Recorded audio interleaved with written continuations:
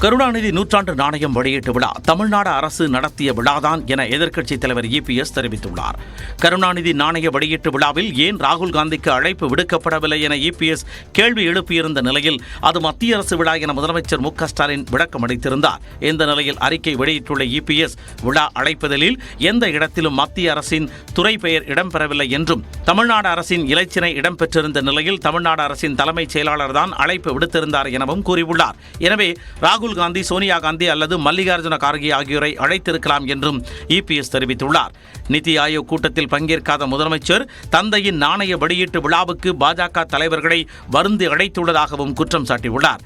மேலும் எம்ஜிஆர் நூற்றாண்டு விழாவையொட்டி மாவட்டந்தோறும் பல்வேறு நலத்திட்டங்களை தொடங்கி வைத்ததாகவும் எம்ஜிஆர் நினைவு 100 ரூபாய் நாணயத்தை மத்திய அரசு வெளியிட்ட நிலையில் விழாவை தாங்களே நடத்தியதாகவும் தெரிவித்துள்ளார்.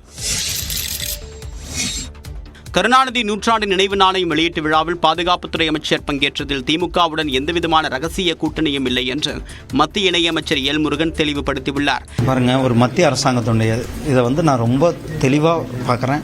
இது ஒரு அரசாங்கத்துடைய நிகழ்ச்சியில், தமிழ்நாடு அரசாங்கத்தின் ஏற்பாடு செய்த நிகழ்ச்சியில் எங்களுடைய மத்திய அமைச்சரை கலந்து கொண்டிருக்கிறார்கள். இது ஒரு அரசாங்கத்துடைய நிகழ்ச்சியில் கலந்து கொண்டதில் அரசியல் இல்லை, எந்தவித அரசியலும் இல்லை. கருணாநிதிக்கு 100 ரூபாய் நாணயம் வெளியிடுவது என்பது அரசு நிகழ்ச்சி என்றும் காங்கிரஸ் கட்சியுடைய முன்னாள் தலைவர் ராகுல் காந்தி, தமிழக காங்கிரஸ் உள்ளிட்டோர் அதனை வரவேற்றிருக்கக்கூடிய நிலையில் காங்கிரசுக்கு எந்தவிதமான பிரச்சனையும் இல்லை என்று தமிழ்நாடு காங்கிரஸ் கமிட்டியின் தலைவர் செல்வ பெருந்தகை தெரிவித்துள்ளார். ஒரு விழா, அந்த விழாவை யார் எடுத்தாலும் மகிழ்ச்சியோடு நம்ம தமிழ்நாட்டுடைய தலைவர் கலைஞர் அவருக்கு எடுக்கிறது எங்களுடைய பிரச்சனை. நிலையில் சென்னை அண்ணா சாலையில் செய்தியாளர் பேசிய சீமான் திமுகவுக்கும் பாஜகவுக்கும் கொள்கை மாறுபாடு இல்லை என்று விமர்சித்தார். பிஜேபிக்கும் திமுகவுக்கும் என்ன கொள்கை மாறுபாடு இருக்குதுன்னு நீங்க நினைக்கிறீங்க? சும்மா எதிர்க்கிறது மாதிரி எதிர்ப்பாங்க, நம்மளை ஏமாற்றுவதற்கு. தேர்தல் நேரத்தில் பேசுவாங்க, விளையாட்டு போட்டியா அவரை கூட்டி வந்தா நடத்துவாங்க, நலத்திட்டமா அவரை கூட்டி வந்தா நடத்துவாங்க. ஆளுங்கட்சியா இருக்கும்போது, எதிர்கட்சியா இருக்கும்போது கோபேக் மோடி, கருப்பு கொடி கருப்பு பலூன். ஆளுங்கட்சியானா வெல்கம் மோடி, வெள்ளக்குடை. நினைவு நாணயம் வெளியீட்டு விழா குறித்து தேசிய கட்சியிடையே உலாவரக்கூடிய கருத்துக்கள் அரசியல் வட்டத்தில் பரபரப்பை ஏற்படுத்தியுள்ளன. திமுக பாஜக இடையே ரகசிய உறவு இருப்பதாக எடப்பாடி பழனிசாமி குற்றம் சாட்டிய நிலையில் பாஜக என்ன தீண்டத்தகாத கட்சியா என அண்ணாமலை கேள்வி எழுப்பியுள்ளார். திமுக பாஜக இடையே ரகசிய உறவு இருப்பதாக EPS விமர்சித்திருந்த நிலையில் பாஜக தீண்டத்தகாத கட்சியா என்று அண்ணாமலை கேள்வி எழுப்பியுள்ளார். சென்னையில் செய்தியாளர் பேசிய அவர், எம்ஜிஆருக்காக பெரிய அளவில் நிகழ்ச்சி நடத்தாமல் விட்டது அதிமுக செய்த தவறு என்றார். சித்தாந்த அடிப்படையில் இருவரும் எதிரும் புதிருமாக நேர் துருவத்தில் பயணித்துக் கொண்டிருக்கின்றோம். அதில் எந்த மாற்று கருத்தும் இல்லை. அதுல எடப்பாடி பழனிசாமி அவர்கள் பயன்படுத்தக்கூடிய வார்த்தை ரகசிய உறவு, இதை பயன்படுத்தக்கூடிய எடப்பாடி பழனிசாமி அவர்கள் எதற்காக பாரதிய ஜனதா கட்சியோடு இருந்தார் என்பதே இன்னைக்கு ஒரு கேள்விக்குறி. அரசியல் லாப நஷ்ட கணக்குக்காக மத்திய அரசையும் பாரதிய ஜனதா கட்சியும் குறை கூறுவது எந்த விதத்தில் அரசியல் நாகரிகமாக தமிழக மக்கள் பார்க்கிறார். நாளைக்கு புரட்சி தலைவி அம்மா அவர்களுக்கு விழா எடுக்க வேண்டும் என்றாலும் கூட பாரதிய ஜனதா கட்சி முதல் ஆளாக களத்தில் இருக்கும். ரகசிய உறவுங்கிறது என்ன வார்த்தை நான் சொல்றேன்? ரகசிய உறவுனா பாரதிய ஜனதா கட்சி தொடக்கூடாத கட்சியா? பாதுகாப்புத்துறை அமைச்சர் ராஜ்நாத் சிங் விரும்பியதாலேயே கருணாநிதி நினைவிடத்திற்கு அழைத்து சென்றதாகவும் அண்ணாமலை விளக்கம் அளித்தார். தமிழ்நாட்டின் 50வது மற்றும் புதிய தலைமைச் செயலாளராக முருகானந்தம் பொறுப்பேற்றுக் கொண்டார். தமிழ்நாடு அரசின் தலைமைச் செயலாளராக இருந்த சிவ்தாஸ் மீனா அக்டோபர் மாதத்துடன் ஓய்வு பெற உள்ள நிலையில் தமிழ்நாடு ரியல் எஸ்டேட் ஒழுங்குமுறை ஆணைய தலைவராக நியமிக்கப்பட்டார். முதலமைச்சரின் தனிச் செயலாளர்களில் முதன்மையானவராக இருந்த முருகானந்தம் தலைமைச் செயலாளராக நியமிக்கப்படுவார் என்று நியூஸ் 18 தமிழ்நாடு தொலைக்காட்சி செய்தி வெளியிட்டது. அதனை உறுதி செய்யும் வகையில் தமிழ்நாட்டின் புதிய தலைமைச் செயலாளராக முருகானந்தம் நியமிக்கப்பட்டுள்ளார். தமிழ்நாட்டின் 50வது தலைமைச் செயலாளராக பொறுப்பேற்றுக் கொண்ட அவர் முதலமைச்சரை சந்தித்து வாழ்த்து பெற்றார். தமிழ்நாட்டின் 3வது பட்டியலின தலைமைச் செயலாளர் என்ற பெருமையை முருகானந்தம் பெற்றுள்ளார். 1986ஆம் ஆண்டு எம்ஜிஆர் ஆட்சியில் முதல் பட்டியலின தலைமைச் செயலாளராக பத்மநாபன் நியமிக்கப்பட்டார். அவர் 2 ஆண்டுகள் அப்பதவியில் இருந்தார். அவரைத் தொடர்ந்து 1998ஆம் ஆண்டு கருணாநிதியின் ஆட்சியில் AP முத்துசாமி 2வது பட்டியலின தலைமைச் செயலாளரானார். அவர் 3 ஆண்டுகள் பதவியில் நீடித்தார். தாவேக கொடி அறிமுகம் நடைபெற உள்ள நிலையில் தேமுதிக பொதுச் செயலாளர் பிரேமலதாவை சந்தித்து பேசியுள்ளார் நடிகர் விஜய். தமிழக வெற்றிக் கழகத்தின் கொடி வரும் வியாழக்கிழமை அறிமுகம் செய்யப்பட உள்ள நிலையில் சென்னை பனையூரில் உள்ள கட்சியின் தலைமை அலுவலகத்தில் ஒத்திகை பார்க்கப்பட்டது. தமிழக வெற்றிக் கழகம் என்ற அரசியல் கட்சியை தொடங்கியுள்ள நடிகர் விஜய் 2026ஆம் ஆண்டு சட்டமன்ற தேர்தலுக்கு ஆயத்தமாகி வருகிறார். கட்சியின் கொடியை வரும் 22ஆம் தேதி சென்னை பனையூரில் உள்ள தலைமை அலுவலகத்தில் விஜய் அறிமுகம் செய்து வைக்கிறார். இதற்கான ஏற்பாடுகளில் அக்கட்சி நிர்வாகிகள் தீவிரமாக ஈடுபட்டுள்ளனர். கட்சியின் தலைமை அலுவலகத்தில் கொடிக்கம்பம் நடப்பட்டுள்ளது. இந்நிலையில் கட்சி அலுவலகத்திற்கு வந்த நடிகர் விஜய் கொடிக்கம்பத்தில் ஒரு கொடியை ஏற்றி ஒத்திகை பார்த்தார். விஜய் படத்துடன் மஞ்சள் நிறத்தில் அந்த கொடி உள்ள நிலையில் அதுதான் அதிகாரப்பூர்வமான கொடியா என்ற தகவல் வெளியாகவில்லை. கொடி அறிமுக நிகழ்ச்சியில் பங்கேற்க தமிழ்நாடு, கேரளா, புதுச்சேரி ஆகிய மாநிலங்களைச் சேர்ந்த தமிழக வெற்றிக் கழக நிர்வாகிகள் 300 பேருக்கு அழைப்பு விடுக்கப்பட்டுள்ளது. பர்கூர் அருகே தனியார் பள்ளியில் மாணவி பாலியல் வன்கொடுமை செய்யப்பட்டதில் அங்கு நடைபெற்ற NCC முகாமே போலியானது என்ற அதிர்ச்சி தகவல் வெளியாகியுள்ளது. கடந்த 5ஆம் தேதி முதல் 9ஆம் தேதி வரை NCC முகாம் நடைபெற்ற நிலையில் பள்ளி வளாகத்திலேயே 17 மாணவிகள் தங்கியிருந்தனர். இந்நிலையில் கடந்த 8ஆம் தேதி பள்ளி ஆடிட்டோரியத்தில் தூங்கிக் கொண்டிருந்த 8ஆம் வகுப்பு மாணவி பாலியல் வன்கொடுமை செய்யப்பட்டார். இச்சம்பவம் தொடர்பாக பள்ளி தாளாளர் சாம்சன், முதல்வர் உள்ளிட்டோர் கைது செய்யப்பட்டனர். இதனிடையே பள்ளியில் நடந்த NCC முகாமே போலியானது என்ற அதிர்ச்சி தகவல் வெளியாகியுள்ளது. ஓய்வு பெற்ற CRPF உதவி ஆய்வாளர் ஒருவரை NCC கமாண்டர் என கூறி பயிற்சி நடத்தியுள்ளனர். இந்நிலையில் இந்த வழக்கில் குற்றத்தை மறைக்க உடந்தையாக இருந்ததாக கூறி ஆசிரியை கோமதி என்பவரையும் காவல்துறையினர் கைது செய்துள்ளனர்.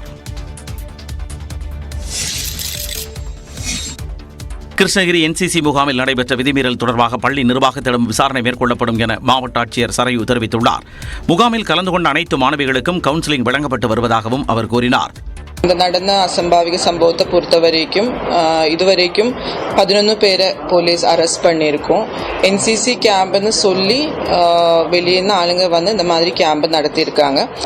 இந்த குழந்தைகளுக்கு அவங்களுக்கு டிஸ்ட்ரிக்ட் சைல்ட் ப்ரொடெக்ஷன் யூனிட் மூலமாக அவங்கக்கிட்ட என்கொயரி பண்ணி அவங்களுக்கு தேவையான கவுன்சிலிங்கும் சைக்காலஜிக்கல் சப்போர்ட்டும் நாங்கள் கொடுத்துட்டு இருக்கிறோம். இப்போ எஜுகேஷன் டிபார்ட்மெண்ட் மூலமாக நேற்றுலேருந்தே அங்கே என்கொயரி நடைபெற்று வருகிறது.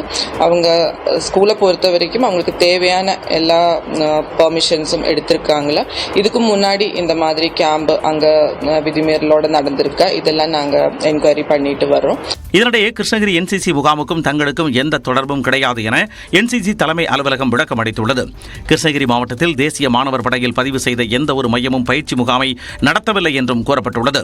மேலும் சிறுமி பாலியல் சம்பவத்தில் தொடர்புடைய யாரும் NCCயில் உறுப்பினர்களாக இல்லை என்றும் விளக்கம் அளிக்கப்பட்டுள்ளது. இந்த வழக்கில் நாம் தமிழர் முன்னாள் நிர்வாகியான சிவராமன் கைது செய்யப்பட்டுள்ள நிலையில் அவரது நண்பர்கள் முரளி மற்றும் சீனிவாசன் ஆகியோரும் கைது செய்யப்பட்டுள்ளனர். தஞ்சாவூரில் இளம்பெண் கூட்டு பாலியல் வன்கொடுமை செய்யப்பட்டதை கண்டித்து முழு கடையடைப்பு மற்றும் உண்ணாவிரத போராட்டம் நடைபெற்றது. அண்மையில் ஒரத்தநாடு அருகே பாப்பாநாட்டில் இளம்பெண் ஒருவர் கூட்டு பாலியலுக்கு ஆளானார். இதுகுறித்து விசாரணை நடைபெற்று வரும் நிலையில் சம்பவத்தை கண்டித்து பாப்பாநாட்டு பகுதியைச் சேர்ந்த பொதுமக்கள், வணிகர்கள் கடையடைப்பு போராட்டத்திலும் உண்ணாவிரத போராட்டத்திலும் ஈடுபட்டனர். அப்போது பாலியல் வன்கொடுமை செய்யப்பட்ட வழக்கில் தொடர்புடைய மற்ற குற்றவாளிகளையும் கைது செய்ய வேண்டும், பாதிக்கப்பட்ட பெண்ணுக்கு அரசு வேலை மற்றும் நிவாரணம் வழங்க வேண்டும் எனவும் வலியுறுத்தப்பட்டது. இதேபோல் அப்பகுதியில் அதிக அளவில் உள்ள கஞ்சா புழக்கத்தையும் கட்டுக்குள் கொண்டு வர வேண்டும் எனவும் வலியுறுத்தினர். தஞ்சை மாவட்டத்தில் இளம்பெண் கூட்டு பாலியல் வன்கொடுமை செய்த விவகாரத்தில் பெண் காவல் உதவி ஆய்வாளர் பணியிடை நீக்கம் செய்யப்பட்டுள்ளார். கடந்த 12ஆம் தேதி 22 வயதுடைய பெண்ணை அவரது காதலன் கவிதாசன் உள்ளிட்டோர் கூட்டு பாலியல் வன்கொடுமை செய்த சம்பவம் அதிர்ச்சியை ஏற்படுத்தியது. கவிதாசன், 17 வயது சிறுவன் உள்ளிட்ட 4 பேர் கைது செய்யப்பட்டனர். இளம்பெண் கூட்டு பாலியல் வன்கொடுமை செய்யப்பட்ட விவகாரத்தில் வழக்கு பதிவு செய்யாமலும் உயரதிகாரிகளுக்கு தகவல் தெரிவிக்காமலும் பாப்பநாடு பெண் காவல் உதவி ஆய்வாளர் இருந்ததாக புகார் எழுந்தது. இதையடுத்து பெண் காவல் உதவி ஆய்வாளர் சூர்யாவை பணியிடை நீக்கம் செய்து தஞ்சாவூர் சரக காவல் துணைத் தலைவர் ஜியாவுல் ஹக் உத்தரவிட்டுள்ளார். கொல்கத்தா பயிற்சி மருத்துவர் பாலியல் வன்கொடுமை வழக்கில் கைதானவரிடம் உண்மை கண்டறியும் சோதனை மேற்கொள்ள சிபிஐக்கு அனுமதி வழங்கப்பட்டுள்ளது. கொல்கத்தாவில் முதுநிலை பயிற்சி மருத்துவர் பாலியல் வன்கொடுமை செய்யப்பட்டு கொலை செய்யப்பட்ட சம்பவம் நாடு முழுவதுமாக பெரும் அதிர்வலைகளை ஏற்படுத்தியது. சிபிஐ விசாரித்து வரக்கூடிய இந்த வழக்கில் முக்கிய குற்றவாளியான சஞ்சய் ராய் என்பவர் கைது செய்யப்பட்டுள்ளார். அவரிடம் உண்மை கண்டறியக்கூடிய சோதனை மேற்கொள்ள கொல்கத்தா உயர்நீதிமன்றம் அனுமதி அளித்துள்ளது. இதையடுத்து அவரிடம் செவ்வாய்க்கிழமை சோதனை நடத்தப்படும் என்றும் தெரிகிறது. இதனிடையே சஞ்சய் ராய் வீட்டில் சோதனை மேற்கொண்ட சிபிஐ அதிகாரிகள் அவருடைய குடும்பத்தினரிடம் விசாரணை மேற்கொண்டனர். டோலி கட்டி தூக்கிச் சென்ற பெண் உயிரிழந்த மலை கிராமத்தில் முகாம் நடத்த செல்ல முயன்ற மருத்துவக் குழுவினர் ஆற்றை கடக்க முடியாமல் திரும்பினர்.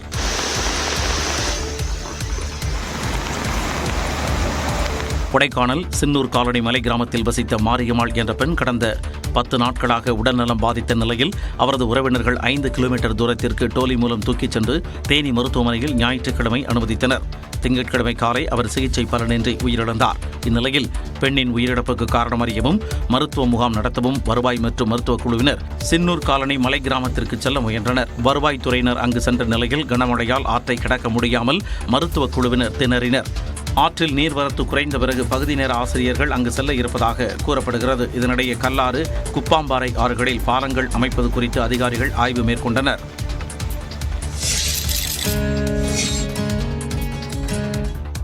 வானில் தோன்றிய அதிசயமான ப்ளூ மூன் நிகழ்வை சென்னை மெரினாவில் பலர் வெறும் கண்களால் பார்த்து ரசித்தனர். சந்திரன் பூமியை சுற்றி வருவதற்கு 29 நாட்கள் ஆகிறது. அதன்படி ஒவ்வொரு மாதத்திற்கும் ஒருமுறை பௌர்ணமி எனப்படும் முழு நிலவு ஏற்படுகிறது. அதே நேரத்தில் சில மாதங்களில் இருமுறை பௌர்ணமி நிகழ்வதுண்டு. இது அரிய நிகழ்வாக பார்க்கப்படுவதால் ஆங்கிலத்தில் அரிதான நிகழ்வு என பொருள்படும் வகையில் ப்ளூ மூன் என அழைக்கப்படுகிறது. சென்னை மெரினாவில் தெரிந்த ப்ளூ மூன் நிகழ்வை ஏராளமானோர் கண்டு ரசித்தனர்.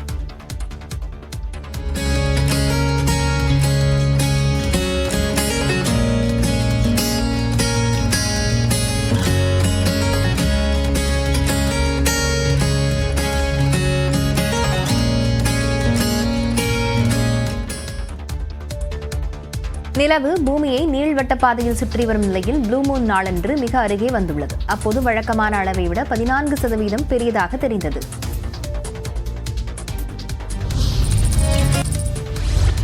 லேட்டரல் என்ட்ரி மூலம் மத்திய அரசின் உயர் பதவிகளுக்கு ஆட்களை நியமிப்பதற்கு பாஜகவின் கூட்டணி கட்சியான லோக் ஜனசக்தி எதிர்ப்பு தெரிவித்துள்ளது. மத்திய அரசின் 45 உயர் பதவிகளுக்கு லேட்டரல் என்ட்ரி மூலம் ஆட்களை சேர்ப்பதற்கு மத்திய அரசு அறிவிக்கை வெளியிட்டுள்ளது. இதற்கு எதிர்க்கட்சித் தலைவர் ராகுல் காந்தி ஏற்கனவே எதிர்ப்பு தெரிவித்திருந்த நிலையில் பாஜகவின் கூட்டணி கட்சியான லோக் ஜனசக்தியும் எதிர்ப்பு தெரிவித்துள்ளது. செய்தியாளர்களிடம் பேசிய அக்கட்சியின் தலைவரும் மத்திய அமைச்சருமான சிராக் பாஸ்வான், மத்திய அரசின் எந்த பணி நியமனத்திலும் இடஒதுக்கீட்டு முறை கட்டாயம் பின்பற்றப்பட வேண்டும் என்றார். இடஒதுக்கீடு கடைபிடிப்பதில் சாக்குப்போக்கு சொல்வதற்கே இடமில்லை என்ற சிராக் பாஸ்வான் இது தொடர்பாக மத்திய அரசிடம் பேசுவேன் என்றார்.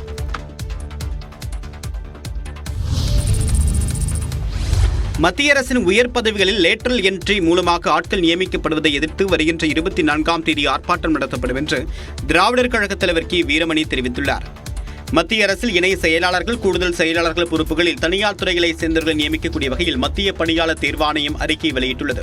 இதற்கு கண்டனம் தெரிவித்திருக்கூடிய கி. வீரமணி, மத்திய அரசு தங்களுக்கு வேண்டியவர்களை நியமனம் செய்யக்கூடிய முயற்சி என்று கூறியுள்ளார். மேலும் இந்த 45 நியமனங்கள் மூலமாக மத்திய அரசில் தற்போது பணியாற்றக்கூடிய அதிகாரிகளின் பதவி உயர்வும் பாதிக்கப்பட வாய்ப்பிருப்பதாகவும் தெரிவித்துள்ளார். இடஒதுக்கீட்டையும் சமூக நீதியையும் அடியோடு புறக்கணிக்கக்கூடிய இந்த நியமனத்தை கண்டித்து தமிழ்நாடு முழுவதுமாக வருகின்ற 24ஆம் தேதி திராவிடர் கழகம் சார்பில் ஆர்ப்பாட்டம் நடத்தப்படும் என்றும் கூறியுள்ளார். தமிழ்நாட்டில் இளநிலை மருத்துவ படிப்பில் சேருவதற்கான தரவரிசை பட்டியலில் நாமக்கல் மாணவர் ரஜினீஷ் முதலிடம் பிடித்துள்ளார். 2024-25ஆம் ஆண்டு இளநிலை மருத்துவம், பல் மருத்துவம் மற்றும் மருத்துவம் சார்ந்த பட்டப்படிப்புகளுக்கான தரவரிசை பட்டியலை சென்னை கிண்டியில் உள்ள கலைஞர் நூற்றாண்டு உயர் சிறப்பு மருத்துவமனையில் மருத்துவத்துறை அமைச்சர் மா. சுப்பிரமணியன் வெளியிட்டார். பொது கலந்தாய்வு தரவரிசை பட்டியலில் நாமக்கல் மாணவர் ரஜினீஷ் முதலிடமும், சென்னை சேர்ந்த சையத் யூசுப் 2வது இடமும் பிடித்துள்ளனர். இதேபோன்று 7.5% இடஒதுக்கீட்டை பொறுத்தவரை அரசு பள்ளியில் படித்த மாணவி ரூபிகா முதலிடம் பிடித்துள்ளார். அரசு ஒதுக்கீட்டில் திருநங்கை ஒருவருக்கும் இடம் கிடைத்துள்ளது. பின்னர் பேசிய அமைச்சர் மா. சுப்பிரமணியன் நீட் விலக்கு குறித்து நாணய வெளியீட்டு விழாவில் அமைச்சர் துரைமுருகன் பேசியதாகவும் கூறினார். தொடக்கத்தில் உரையாற்றிய துரைமுருகன் அந்த கோரிக்கையை வைத்தார். அவர் வந்தது 100 ரூபாய் நாணயம் வெளியிட, மிகப்பெரிய நிகழ்ச்சி என்றாலும் கூட தமிழ்நாட்டின் உரிமையை எந்த இடத்திலும் எப்பவுமே திமுக விட்டுக் கொடுக்காது, முதல்வர் விட்டுக் கொடுக்க மாட்டார் என்பதற்கான ஒரு மிகப்பெரிய அடையாளம் தான் துரைமுருகன் அவருடைய தொடக்க உரையில் நீட்டுக்கு விலக்கு வேண்டும் என்கின்ற கோரிக்கை வைக்கப்பட்டது. வரும் 21ஆம் தேதி ஆன்லைன் கலந்தாய்வு, மறுநாள் சிறப்பு பிரிவினருக்கு நேரடி கலந்தாய்வு நடைபெறும் எனவும் அமைச்சர் தெரிவித்தார். உதகை, கொடைக்கானல் உள்ளிட்ட பிரபல சுற்றுலா மையங்களில் 1 மணி நேரத்திற்கு மேலாக கனமழை கொட்டியது.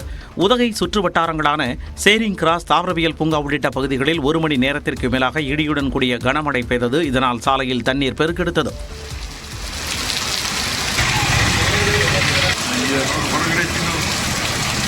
கொடைக்கானலில் பிற்பகலில் 1 மணி நேரத்திற்கு மேலாக கனமழை கொட்டியது. குறிப்பாக அப்சர்வேட்டரி, ஏரிச்சாலை, அண்ணா சாலை, அண்ணா நகர் உள்ளிட்ட பகுதிகளில் கனமழை வெளுத்து வாங்கியது.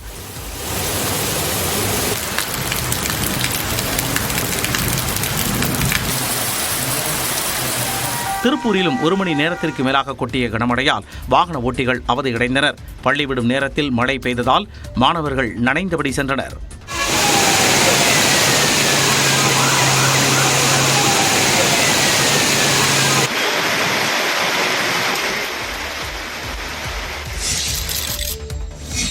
ஆம்ஸ்ட்ராங் கொலை தொடர்பாக ரவுடி ஆற்காடு சுரேஷின் மனைவி பொற்கொடி கைது செய்யப்பட்டார். பகுஜன் சமாஜ் கட்சியின் மாநில தலைவராக இருந்த ஆம்ஸ்ட்ராங் கடந்த மாதம் 5ஆம் தேதி பெரம்பூரில் உள்ள அவருடைய வீட்டருகே கொலை செய்யப்பட்டார். இந்த வழக்கு தொடர்பாக பிரபல ரவுடி ஆற்காடு சுரேஷின் தம்பி பொன்னை பாலு, கூட்டாளி திருவேங்கடம் உட்பட 8 பேர் முதலில் கைது செய்யப்பட்டனர். பிறகு அடுத்தடுத்து பல்வேறு கட்சிகளைச் சேர்ந்த நிர்வாகிகளும் ரவுடிகளும் கைது செய்யப்பட்டு வருகின்றனர். இந்நிலையில் கணவர் கொலைக்கு பழி வாங்க மைத்துனர் பொன்னை பாலுவுடன் சேர்ந்து ஆற்காடு சுரேஷின் மனைவி ஆம்ஸ்ட்ராங்கை கொலை செய்ய திட்டம் தீட்டினாரா என்று காவல்துறையினர் விசாரணை மேற்கொண்டு வந்தனர். ஆற்காடு சுரேஷ் நினைவு தினமான ஞாயிற்றுக்கிழமை பொன்னை கிராமத்திற்கு ஆற்காடு சுரேஷ் மனைவி பொற்கொடி வருவார் என்று காவல்துறை காத்திருந்த நிலையில் பொற்கொடி வரவில்லை. அதே நேரத்தில் ஆந்திராவில் உள்ள உறவினர் வீட்டிற்கு சென்ற பொற்கொடியை காவல்துறையினர் பிடித்து விசாரணை மேற்கொண்டனர். இதையடுத்து கைது செய்யப்பட்டவர் எழும்பூர் நீதிமன்றத்தில் ஆஜர்படுத்தப்பட்டார். அவரை செப்டம்பர் 2ஆம் தேதி வரை நீதிமன்ற காவலில் அடைக்க நீதிபதி உத்தரவிட்டார்.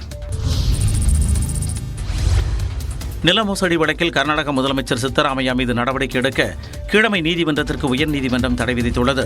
மைசூரு நகர்ப்புற மேம்பாட்டு ஆணையம் சில ஆண்டுகளுக்கு முன்னர் முதலமைச்சர் சித்தராமையாவின் மனைவி பார்வதிக்கு சொந்தமான 3.9 ஏக்கர் நிலத்தை கையகப்படுத்தியது.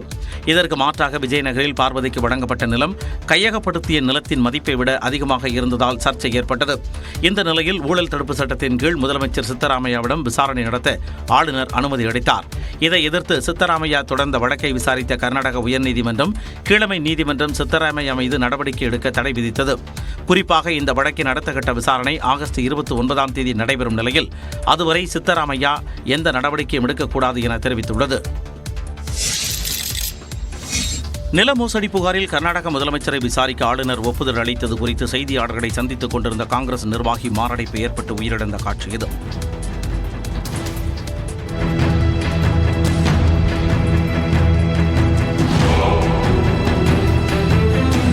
பெங்களூருவில் உள்ள செய்தியாளர் மன்றத்தில் நடந்த செய்தியாளர் சந்திப்பில் காங்கிரஸ் நிர்வாகிகள் பங்கேற்றனர். மாநில காங்கிரஸ் பிற்படுத்தப்பட்டோர் பிரிவைச் சேர்ந்த நிர்வாகியான சி.கே. ரவிச்சந்திரன் செய்தியாளர்களின் கேள்விகளுக்கு பதிலளித்துக் கொண்டிருந்தார். அப்போது திடீரென அவருக்கு மாரடைப்பு ஏற்பட்டு சரிந்து விழுந்து உயிரிழந்தார். இந்த சம்பவம் குறித்து தனது சமூக வலைதள பதிவில் பதிவிட்டுள்ள கர்நாடக முதலமைச்சர் சித்தராமையா காங்கிரஸ் நிர்வாகி மரணத்திற்கு இரங்கல் தெரிவித்துள்ளார். பிரதமர் நரேந்திர மோடி வருகின்ற 23ஆம் தேதி உக்ரைன் செல்கிறார். உக்ரைன் ரஷ்யா இடையே 1.5 ஆண்டுகளுக்கு மேலாக போர் நீடித்து வருகிறது. இந்நிலையில் கடந்த மாதம் ரஷ்யா சென்ற பிரதமர் அதிபர் புதினை சந்தித்து பேசினார். இந்நிலையில் வருகின்ற 23ஆம் தேதி உக்ரைன் செல்லக்கூடிய பிரதமர் நரேந்திர மோடி அந்நாட்டு அதிபர் ஜெலன்ஸ்கியை சந்தித்து இருநாட்டு உறவுகள் குறித்து பேச்சுவார்த்தை நடத்துகிறார். இந்திய பிரதமர் ஒருவர் உக்ரைன் செல்வது இதுவே முதன்முறையாகும். முன்னதாக ஆகஸ்ட் 21ஆம் தேதி போலந்து செல்லக்கூடிய பிரதமர் நரேந்திர மோடி அங்கு 2 நாட்கள் தங்கியிருந்து பல்வேறு நிகழ்ச்சிகளில் கலந்து கொள்கிறார். நாங்களும் கலந்துக்குவோம், எங்களுக்கும் தில் இருக்கு, திராணி இருக்கு என ஆணழகன் போட்டியில் பங்கேற்று கெத்து காட்டியுள்ளனர் இந்த குட்டீஸ்.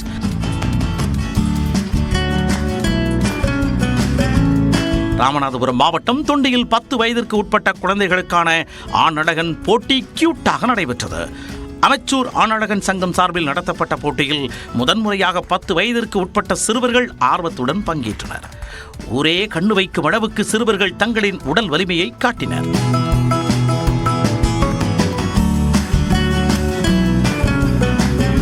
இதேபோன்று 17 வயதுக்கு உட்பட்டவர்களுக்கான ஆணழகன் போட்டியும் நடைபெற்றது.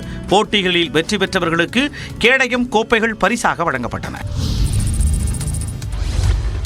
நடிகர் அமீர்கானும் இயக்குனர் லோகேஷ் கனகராஜும் புதிய பேன் இண்டியா படம் ஒன்றில் இணைய இருப்பதாக தகவல் வெளியாகியுள்ளது. மைத்ரி மூவிஸ் என்ற தயாரிப்பு நிறுவனம் இந்த படத்தை தயாரிக்க இருப்பதாக கூறப்படுகிறது. ரஜினிகாந்தை வைத்து லோகேஷ் கனகராஜ் கூலி என்ற படத்தை தற்போது இயக்கி வருகிறார். கார்த்தி, விஜய், கமல், ரஜினி என முன்னணி நட்சத்திரங்களை இயக்கிய லோகேஷ் கனகராஜ் பாலிவுட் செல்ல உள்ளதாக வெளியான தகவலால் அவரின் ரசிகர்கள் உற்சாகமடைந்துள்ளனர். சித்தாரே சமீன்பர் என்ற இந்தி படத்தில் அமீர்கான் நடித்து வருகிறார். இந்த படம் முடிந்ததும் லோகேஷ் கனகராஜின் படம் தொடங்கும் என்றும் தகவல் கசிந்துள்ளது. இருவரும் நட்சத்திரங்களும் இந்த படம் குறித்து விரைவில் அறிவிப்பு வெளியிடுவார்கள் என்று திரைத்துறை வட்டாரங்கள் தெரிவிக்கின்றன. காரைக்காலில் ஒருநாள் மாவட்ட ஆட்சியராக 9ஆம் வகுப்பு அரசு பள்ளி மாணவி தஸ்னிம் அஷ்ரியா பொறுப்பேற்றார். புதுச்சேரியின் காரைக்கால் மாவட்ட ஆட்சியர் மணிகண்டன் அறிவுறுத்தலின்படி ஒருநாள் மாவட்ட ஆட்சியராக பணியாற்ற அரசு பள்ளி மாணவர்களுக்கு வாய்ப்பு வழங்கப்பட்டு வருகிறது. அந்த வகையில் தற்பொழுது 3ஆவதாக நிரவி அரசு பள்ளியைச் சேர்ந்த 9ஆம் வகுப்பு மாணவி தஸ்னிம் அர்ஷியா ஒருநாள் மாவட்ட ஆட்சியராக பொறுப்பேற்றுக் கொண்டார். பின்னர் மாவட்ட ஆட்சியர் மணிகண்டனுடன் இணைந்து மக்கள் குறைதீர்ப்பு கூட்டத்தில் பங்கேற்று பொதுமக்களிடம் குறைகளை கேட்டறிந்து மனுக்களை பெற்றார். தருமபுரி மாவட்டம் ஏரியூரில் நிலத்தகராறில் இரு தரப்பினர் ஒருவரை ஒருவர் சரமாரியாக தாக்கிக் கொண்ட சம்பவத்தின் சிசிடிவி காட்சி வெளியாகியுள்ளது. ஏரியூரை சேர்ந்த பிரபாகரன் மற்றும் ஜீவாவுக்கும் அதே பகுதியில் வசிக்கக்கூடிய நாகராஜுக்கும் இடையே நிலப்பிரச்சனை இருந்ததாக தெரிகிறது. இரு தரப்பினரும் காவல் நிலையத்தில் புகார் அளித்த நிலையில் விசாரணைக்கு சென்றனர். இந்நிலையில் செல்லும் வழியில் பெட்ரோல் பங்க் அருகே இரு தரப்பினரும் ஒருவருக்கொருவர் சரமாரியாக தாக்கிக் கொண்டனர்.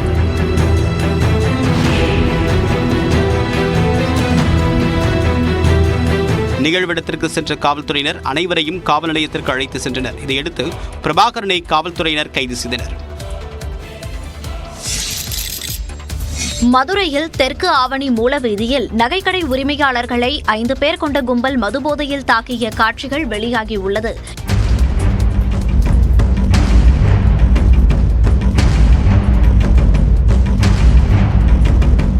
இங்குள்ள நகைக்கடை பஜாரில் 500க்கும் மேற்பட்ட கடைகள் உள்ளன. இங்கு சாலையோரம் நிறுத்தப்பட்டிருந்த வாகனங்களை மதுபோதையில் 5 பேர் கொண்ட கும்பல் தள்ளிவிட்டு சென்றனர். இதனை கண்ட நகைக்கடைக்கார உரிமையாளர்கள் தட்டி கேட்டனர். அதற்கு அந்த கும்பல் ஆபாசமாக திட்டியதோடு மட்டுமல்லாமல் இரும்பு வாளி, தலைக்கவசம் உள்ளிட்ட பொருட்களை கொண்டு சரமாரியாக தாக்கி தப்பிச் சென்றனர். நகைக்கடை உரிமையாளர்கள் அளித்த புகாரின் பேரில் காவல்துறையினர் வழக்கு பதிவு செய்து விசாரித்து வருகின்றனர். சகோதரத்துவத்தை போற்றும் ரக்ஷாபந்தன் விழா நாடு முழுவதும் உற்சாகமாக கொண்டாடப்பட்டது. டெல்லியில் நடந்த ரக்ஷாபந்தன் விழாவில் பிரதமர் மோடிக்கு பள்ளி குழந்தைகள் கைகளில் ராக்கி கட்டி அன்பை வெளிப்படுத்தினர்.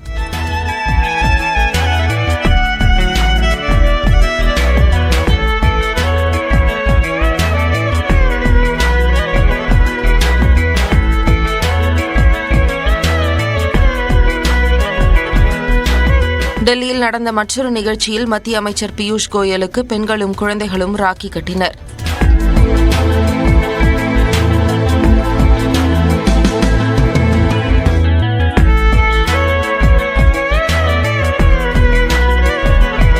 குஜராத் காந்தி நகரில் நடந்த நிகழ்ச்சியில் முதலமைச்சர் பூபேந்திர பட்டேலுக்கு பெண்கள் ராக்கி கட்டினர். ஜம்மு காஷ்மீரில் எல்லை பாதுகாப்பு படை வீரர்களுக்கு பெண்கள் ராக்கி கட்டி அன்பை வெளிப்படுத்தினர்.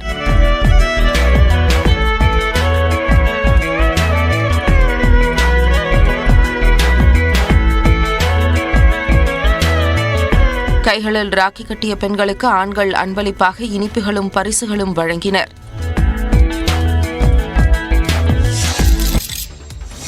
ரக்ஷாபந்தனையொட்டி சென்னையில் முதலமைச்சர் மு க ஸ்டாலினுக்கு பிரம்மகுமாரி அமைப்பினர் ராக்கி கயிறு அணிவித்து வாழ்த்து தெரிவித்தனர்.